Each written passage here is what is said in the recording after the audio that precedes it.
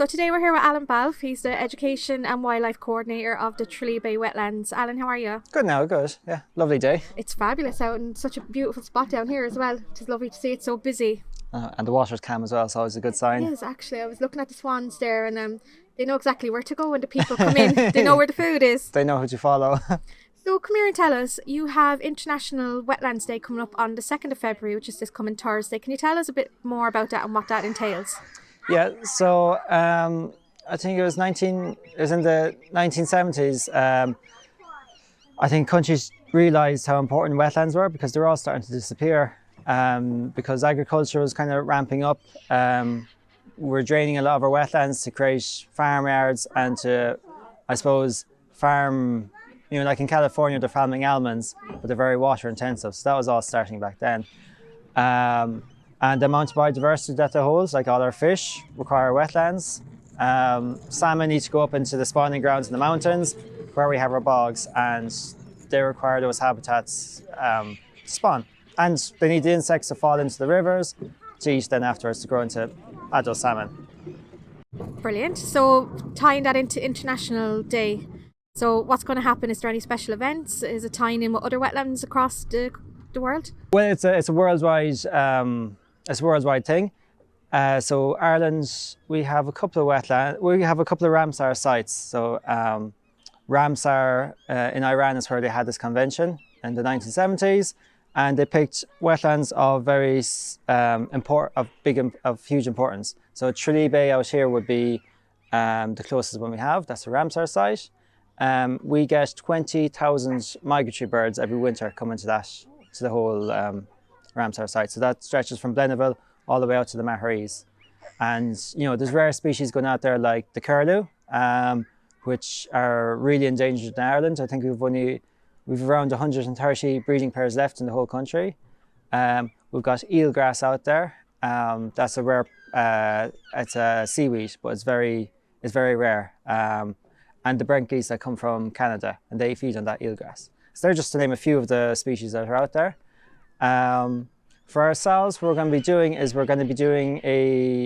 this Saturday, we're going to be making a few ponds around the area. We're saying creating because digging ponds doesn't have the right pull to it. We're going to be making shallow ponds for the public. So the idea that is these ponds will dry out during the summer. So during winter, the frogs will be able to breed in them. All their frog spawn. They won't bring in the predatory species. So like dragonflies and some of the diving beetles and the fish, they won't be able to survive in there because they need water all throughout the year. So these disappearing ponds are very important for the frog species and for our newts. And then on the Sunday, we're doing a walk out at Tralee Bay. So we're going to be meeting at the car park at the Loch Gates, not the Blenaville car park, but the Loch Gate car park, and walking more or less out to Spa. Oh, lovely. And what time is that kicking off? That is 10 o'clock. And is there any pre-registration or is it just turn up on the day? It's a tenner, and if you can book online, yeah. Oh, very good. So I suppose people from looking on the outside, it's more than just a place to come and walk around. And I suppose during COVID, that really came into its own. People were restricted with distance, and to have this little oasis of nature in the middle of a busy town. How has that been since? Has the numbers kept up? Well, yeah, they actually have. And I think during COVID, people really discovered us. Because again, everyone says it's 2 miles and then 2 kilometres and then 5 kilometres, but we're right at the edge of Tralee. Loads of houses around us. I think we're getting up to about over 200,000 people during the year. Lucky enough, we put in the counters just before COVID, so we could get the data on that.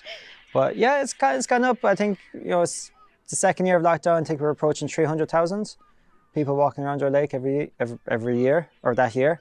So yeah, no, it's up now. Especially with the new cafe, it always helps. It helps people just come, sit down, and you get a lot of people. We've had people do yoga in the grass. There's long grass, so you're kind of somewhat hidden.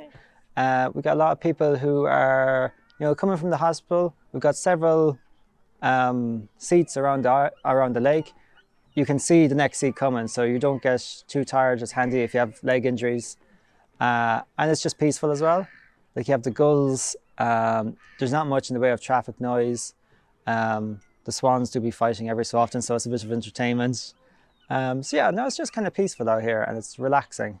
And how do you find it harmonises between, like, say, people and the wildlife that are here?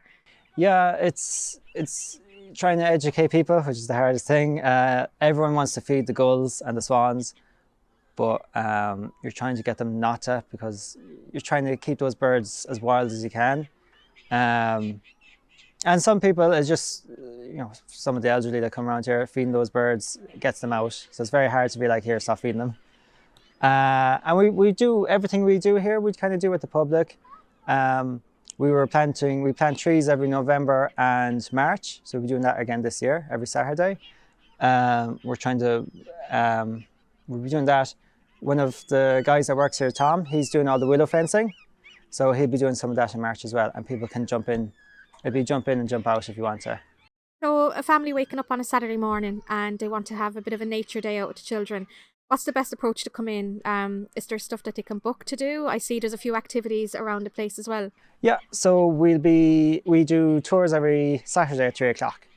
And then we'll be having the boats come midterm as well. Oh, lovely. The wall and the Zorbs are closed now for the moment, just until we get later on to the season. Yeah. And I suppose in terms of the climbing wall, so that is just seasonal, is it? Because I suppose it's a feature when you're driving past and you can see the big tower and... Yeah, well, for safety, we get it serviced every year. So the BLAs that let you down slowly, they're gone over to England now to get serviced. So that happens every December, January. So in terms of other nature activities and programs that you're running, can you tell us more about stuff that's coming up? Yeah, so what we're going to do is we're going to do bee surveys every month. It'll be the third Saturday of every month. What we'll be doing, people, small charge, €3, but we'll be going out into the grass. We're going to be counting the bees that we find and IDing them as well. So I know most of the bees we have anyway, so it's not too bad. But I think people forget that we have a huge amount of species. Like we've got one bumblebee, we've got 22 bumblebees, one honeybee, and 77 solitary bees. And, most people think we have a bumblebee and a honeybee. We've actually got nearly 100 different types of bees in Ireland. That's news to me because I never knew that myself. Most people don't. And do you have hives here, or is it just that they come in? Or just that they come in, we don't have hives here. Is that something that you'd look to down the road, or? No, because everyone, people say that the bees are going extinct, but it's not the honeybee. There's loads of hives around Ireland. It's all the others that nobody talks about. They're the ones that are going extinct. And it's because we don't have enough meadows or wildflower meadows, and the amount of hedging that we have in Ireland has gone down. So we'll be also planting a little bit of hedging during March as well. I think it's the second Saturday in March we're doing the hedging. Lovely. And in terms of your role as education coordinator, can you be outsourced as well to go into schools and educate people on coming to here and not feeding the ducks and why they shouldn't feed the ducks? And yeah, we run a lot of courses with the schools anyway. So for all of March, we'll be offering our services to go to schools.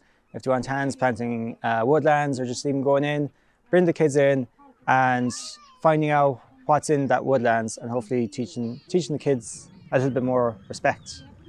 Well, we teach because back, 500 years ago, everyone kind of had an association with the woodlands. You go in hunting rabbits, you kind of know a little bits about every plant that was in the woodlands. So it's trying to get that back into the schools as well. And looking around, I mean, like there's families and kids, but there's also couples as well walking around. And I did notice that you're doing a Valentine's walk. Do you want to tell us more about that? Yeah, so we'll be trying to talk about the love life of birds. It's pretty easy going. Some of them stay together for life. Most of them don't. And what happened recently, actually, our swans in front of the cafe, they mated with each other. And after that, they started kicking. They had cygnets here. And then they just started attacking them. It's time for them to go. So the cygnets are gone. I think they were only at them for about 2 days and they got the message and they're gone somewhere else now. And is it just the same pair that stay here and will they? No, the same pair will stay, they hold their own territory. So until either one of them dies or another new pair come in and kick them out, they'll stay here and they'll lay their eggs. So the Valentine's Day walk, so that will just be educating people on the birds and I suppose their histories and all that kind of stuff. So in terms of secondary schools as well, because I know they're always looking for activities for like TY and stuff. So what can they do in regards to the wetlands? Yeah, so the main thing we teach is the leaving cert ecology. So coming in, doing the habitat mapping, we live trap mice, so they get to hold it in a bag, so it's safe. Because your mice are like the things that if they come into your house, kill them immediately. But they're actually lovely little, cute little animals. We do a bit about insects, and we talk about the environmental factors that affect an ecosystem. And we've had to tailor a few courses as well. One school wants to come in and teach their kids, their TY students, about sustainable economics. So we made a course, and now we're giving it out to all the secondary schools that it'll relate back into economics and business, how to make a business more sustainable and environmentally friendly. And that must be interesting for you in terms of your work, you know, for someone to have an interest in a certain area, come to you, explain what they need or would like, and to deliver a tailored program. Is that something that you're very open to? Oh yeah, definitely. We do try and make it as much hands-on as possible, because, you know, they're kids. They're still kids, even though they're teenagers, and it's just easier work with your hands or be out doing something. You just learn more. We even started walking people through we've a marsh out back that's all reeds, and we just got kids going straight in through it, and they love it. And it's just easier to talk about how reeds or wetland systems holds carbon, because they're in the wetland system, they're in the reed bed, which is a wetland, and they're smelling the funky smells coming up when they're walking on it. And then you just talk about that a bit more, and it just makes it easier to relate back then. But it's so true for you, like, you think of kids from toddler and they're in their wellies and all they want to do is jump into puddles, and I suppose that kind of, it's alright getting the theory, but when you're in practice and right in, like, in the thick of it, as they say. And it's kind of like a health thing as well. Everyone is kind of like, you know, sanitize everything, don't let the kids jump into the mud, but that's where you build up your immunity. I know there's a load of AstroTurf going in to schools, but you know, that's plastic. There's a lot of runoff to it. It's probably releasing some harmful chemicals. But there's nothing wrong with mud. We all grew up with mud and we're still alive now. Like, a bit messy, a bit of a work cleaning it, but like, that's life. You know. And is there more locally that could be done regarding biodiversity, and I suppose even apart from the wetlands, what could people do at home? Like you say, planting, you know, making small ponds is always handy. You don't have to make a huge one. You can plant a tree. Apple trees would be the best one. Apples, plums, cherries, they all grow here. There's some lovely trees like an elder tree. Elders were a very sacred tree to the Celtic ancestors, because they're aligned a lot with, there's a god associated with it. So you're meant to ask permission from the elder tree before you cut it. But I think the Druids were interested because the flowers, you can make elderflower cordial or elderflower champagne, and then the berries you can make elderberry wine. So you get, and that was at elderflowers come in Beltana, which is a sacred time of year, and then Samhain is when you get your elderflower wine. So you got your alcohol for your 2 sacred times of year. So that might be a selling point for people to start planting the elder trees and a nice supply of wine for the winter months. So if people are interested in all these kind of courses and activities that you're doing, where can they find more information? You can check out the website. We're also on Instagram and Facebook, and if they want to sign up to the newsletter, they can. And these ways just to ring in. The number's on the website, so just call in if you have any questions.